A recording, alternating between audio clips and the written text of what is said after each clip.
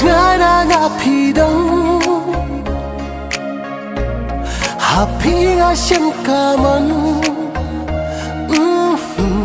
Mits nga yay kan mau Jing igla sir doon La shu ban lao Pi dan sha jai